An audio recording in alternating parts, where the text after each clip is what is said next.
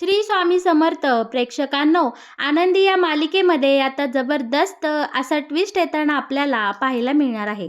पृथ्वीने इकडे युगंधरला सांगितलेलं असतं की बाबा, तुमचं लग्न जर त्यावेळी अडचणीत झालं आहे, मनाविरुद्ध झालं आहे, तर ठीक आहे, हा डिव्होर्स पेपर घ्या आणि तिकडे आनंदीला डिव्होर्स द्या आणि तुम्ही या लग्नबंधनातून मुक्त व्हा. आज तुम्हाला एकतर या आनंदीला निवडावं लागेल किंवा आम्हा मुलांना. इकडे आता पृथ्वीने आपल्या युगंधरला मोठं पेचात टाकलेलं असतं आणि युगंधरची होणारी घालमेल, मुलांची होणारी घालमेल आता शिल्पाला इकडे सहन होत नाही आणि शिल्पा या सगळ्यांमध्ये मध्यस्थी करत आता आनंदीची बाजू घेत इकडे युगंधरच्या मनाची घालमेल थांबवण्यासाठी डायरेक्ट आनंदी युगंधरच्या लग्नाचं सत्य आता शिल्पा इकडे सगळ्यांसमोर मुलांना सांगते आणि बोलते की हे सगळं कारस्थान तुमच्या काकाचं आहे. ह्या विद्याधरमुळेच इकडे युगंधरला आनंदीसोबत लग्न करावं लागलं आहे. त्यामुळे तुम्ही माझ्या भावाला युगंधरला नावं ठेवू नका. त्या रात्री जर या विद्याधरने आनंदीला पळवलं नसतं, तिच्या चारित्र्यावर संशय घेतला नसता, तर आनंदी सून म्हणून या निंबाळकर वाड्यात कधीही आली नसती. इतक्या मोठ्या सत्याचा खुलासा जेव्हा पृथ्वीसमोर होतो, तेव्हा पृथ्वी डायरेक्ट इकडे या विद्याधरचं गचांड पकडून विद्याधरला चांगला चोप देताना, विद्याधरचं थोबाड फोडताना आपल्याला पाहायला मिळणार आहे. मालिकेमध्ये हे खूप सुंदर पद्धतीने दाखवलं जाणार आहे आणि हे नक्की कशा प्रकारे घडणार हे जर तुम्हाला जाणून घ्यायचं असेल तर प्रेक्षकांनो, आपला हा व्हिडिओ अगदी शेवटपर्यंत बघा, म्हणजे तुमच्या सगळं काही इकडे लक्षात येऊन जाईल.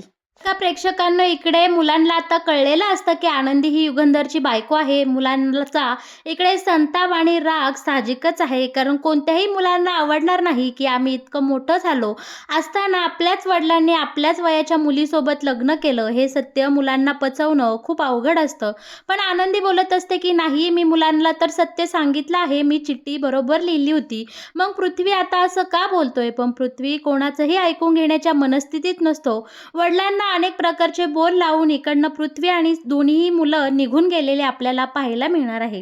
शिल्पा आता इकडे आनंदीला जाब विचारत असते की अगं आनंदी, तू तर सगळं काही पत्रात लिहिलं होतं ना, मग तू आम्हाला भासवत राहिली की मुलांना सगळं काही माहिती आहे. हा नक्की काय प्रकार आहे? याचं उत्तर आहे का तुझ्याकडं? आनंदी फक्त एकच मनोभावे सांगत असतं की खरोखरच मी ती चिठ्ठीमध्ये सगळं काही सत्य सांगितलं होतं आणि मी पृथ्वीला असंही सांगितलं होतं की तुमच्या आईची जागा मी कधीही घेणार नाही. बरं का, आता इकडे आता ही मस्तपैकी धनश्री सुद्धा या सगळ्या प्रकरणात आनंदीला बोल लावायचा चान्स सोडत नाही आणि आनंदीला बोलते की अगं आनंदी, तुझ्या एका चुकीमुळे भाऊजी आणि मुलांमध्ये केवढी मोठी दरार पडली आहे, तुला कल्पना आहे का? मुलांसाठी भाऊजींनी आजवर काय नाही केलं, तीच मुलं आज भाऊजींना नको नको ते बोलायला लागले आहे. या सगळ्याला कारणीभूत तूच आहे.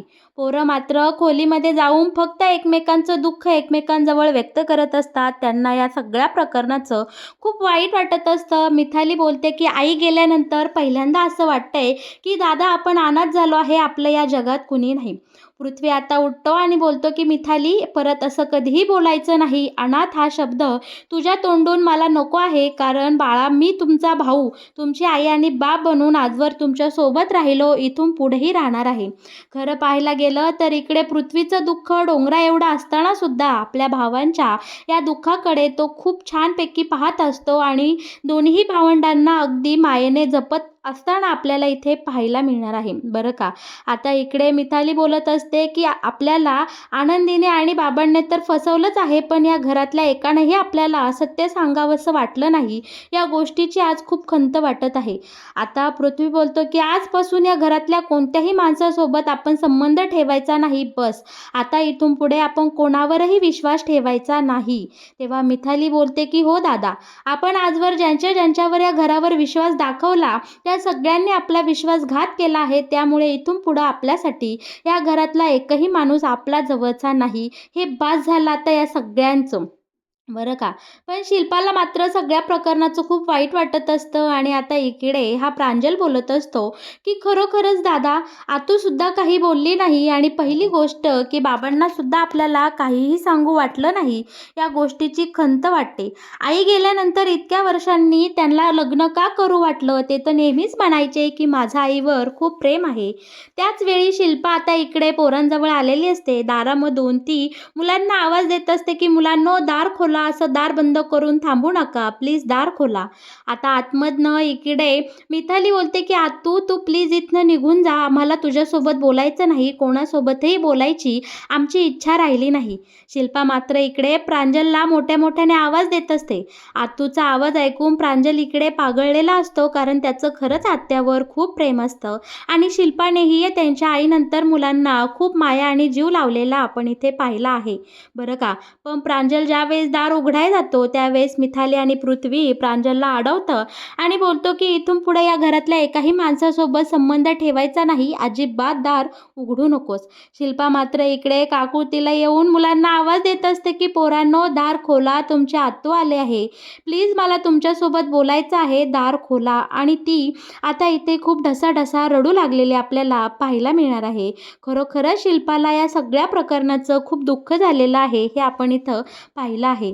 त्यानंतर इकडे खोलीमध्ये विद्याधर आणि धनी मात्र आज घडल्या प्रकरणाचं मस्त सेलिब्रेशन करत असतात. त्यांना सगळ्याचा खूप आनंद झालेला असतो, कारण ती खुश असतात, कारण आज विद्याधरची मुलं फायनली त्याच्यापासून तुटली गेलेली असतात, त्यांचं कुटुंब उद्ध्वस्त झालेलं असतं आणि आनंदीची या सगळ्यामध्ये जाम नाचक्की झालेली असते. या सगळ्याचं सेलिब्रेशन आता इकडे हा विद्याधर दारू पिऊन करत असतो, तर धनश्री आनंद व्यक्त करत असते बरं का. आणि आता त्याच वेळी शिल्पा तिथे येते आणि या दोघांचाही ओसांडून वाहणारा आनंद पाहून शिल्पा बोलते की विद्याधर हा नक्की काय प्रकार आहे, मुलांना हे सत्य कसं काय कळलं आणि ती चिठ्ठी तू बदललीस का. शिल्पाने असा प्रश्न केल्यानंतर इकडे हसत हसत विद्याधर बोलतो की हो ताई, ती चिठ्ठी मीच बदलली आहे. कसं वाटला माझा डाव, मी तुला बोललो होतं ना घर सोडून जाऊ नको, कारण या घरामध्ये खूप मोठा धमाका होणार आहे आणि त्यानंतर पोरांना सांभाळण्यासाठी तुला या घरामध्ये राहावंच लागेल, म्हणून तर ताई मी तुला थांबून घेतलं बरं का. आता इकडे धनश्रीला आणि विद्याधरला वाटत असतं की शिल्पा त्यांच्या बाजूने बोलेल, त्यांचं कौतुक करेल आणि सगळं काही छान होईल. पण इकडे सगळं उलटं घडलेलं असतं. शिल्पाला या घडल्या प्रकाराचा खूप मनस्ताप झालेला असतो. शिल्पा विद्याधरला या सगळ्याबद्दल जाब विचारत असते आणि बोलते की किती नीच माणूस आहे रे तू, स्वतःच्या भावाचा, सख्या भावाचा असा परपंच उधळून लावताना, मुलाचं आणि वडिलांचं नातं तोडताना तुला काहीच कसं वाटलं नाही. तुझ्या या एका कृतीमुळे पोरांनी अगदी त्यांच्या बालपणीच्या आठवणी, त्यांच्या आईवडिलांचे फोटो धडाधडा जाळून टाकले. तुला लाज वाटली नाही का स्वतःच्या भावाबद्दल असं वागायला. शिल्पाचं हे बोलणं आणि हे बदललेलं रूप पाहून मात्र इकडे विद्याधरला धक्का बसलेला असतो. विद्याधर बोलतो की अगं ताई, तुझ्यासाठीच तर हे केलं. तुझा लाडका भाऊ घर तोडाय निघाला होता, तो आपल्यासोबत जशा प्रकारे वागला, सख्या भावा बहिणीला तो असं उलटं पालटं बोलला फक्त त्या आनंदीसाठी, म्हणून तर त्याला ही जन्माची अद्दल घडवली. त्यामुळे त्या आनंदीचं थोबाड तर कायमचं काळच झालंच, पण तुझ्या भावाला सुद्धा त्याच्या पोरांच्या नजरेमध्ये मी पार पाडून टाकलं. आणि धनश्रीही बोलत असते की हो शिल्पाताई, अगदी सगळं आपल्या मनासारखं झालं आहे, त्यामुळे तुम्ही उलट यांची पाठ थोपाटली पाहिजे.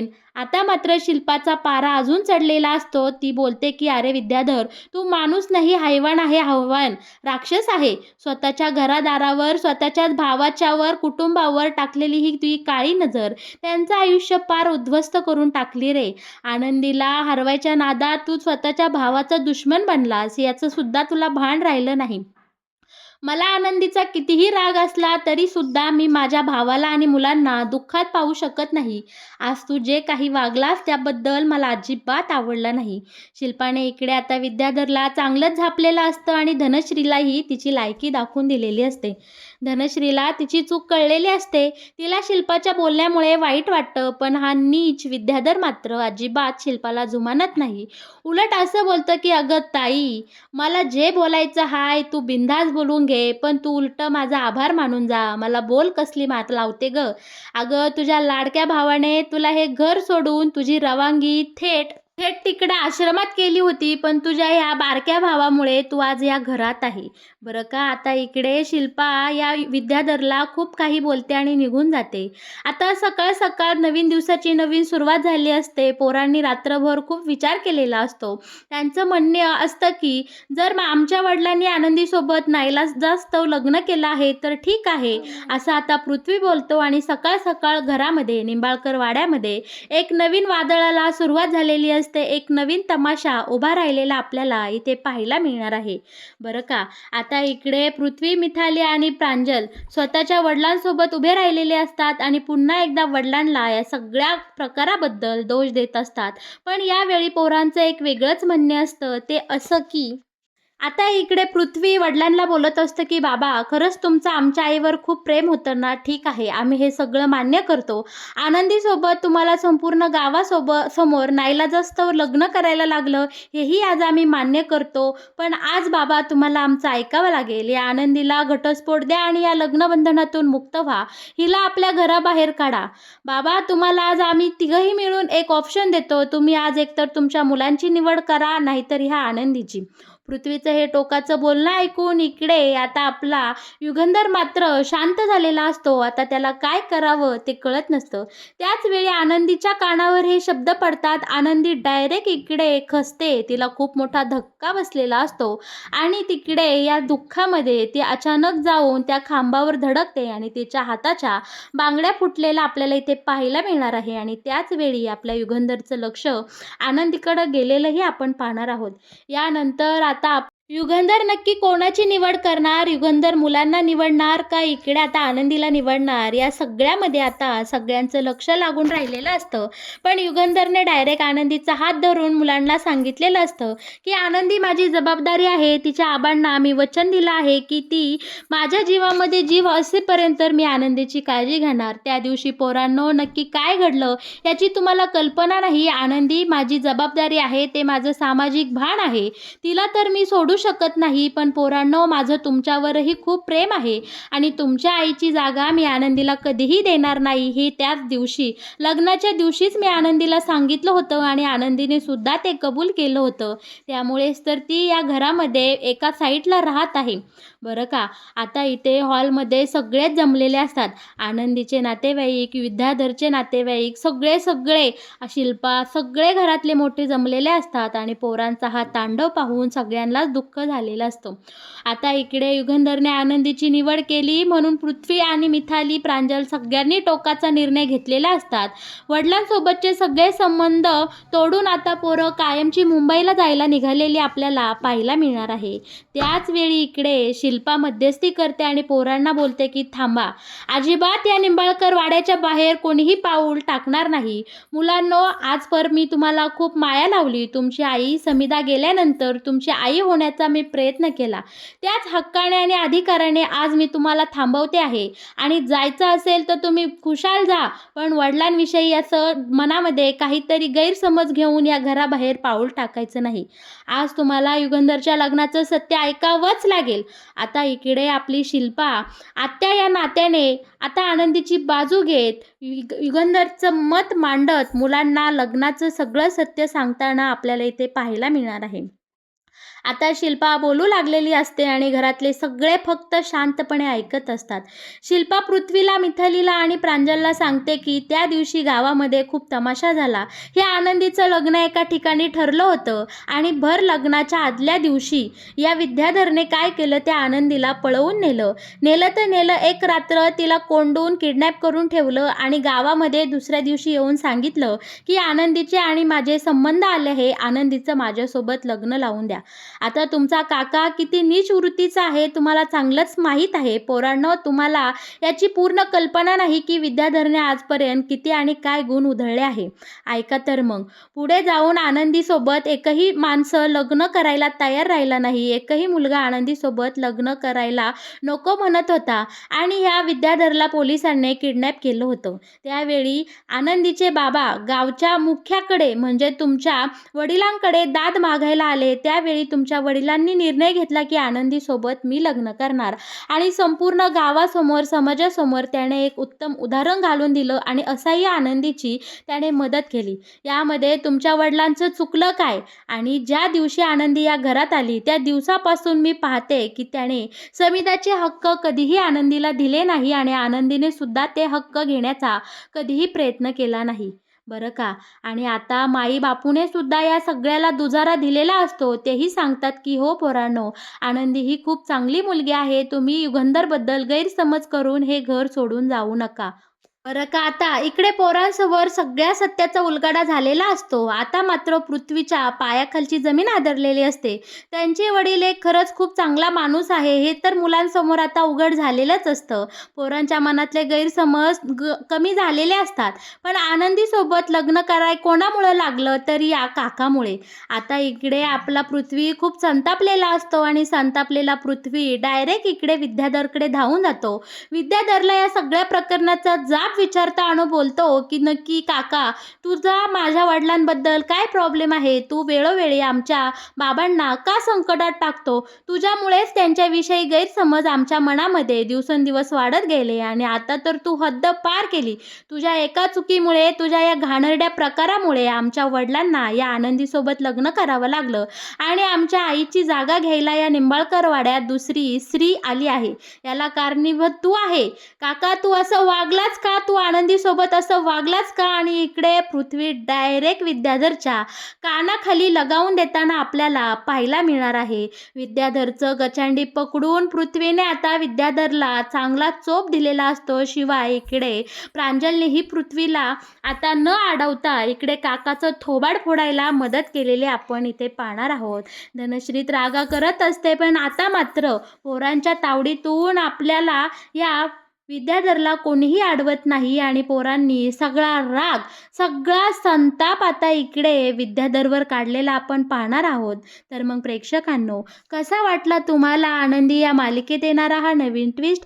मालिकेत येणारे असेच नवनवीन अपडेट, असेच नवनवीन ट्विस्ट तुम्हाला जर सगळ्यात आधी जाणून घ्यायचे असतील, तर तुम्ही आपल्या या व्हिडिओला नक्की लाईक करा आणि आपल्या चॅनलला सबस्क्राईब केल्याशिवाय अजिबात कुठे जाऊ नका. धन्यवाद.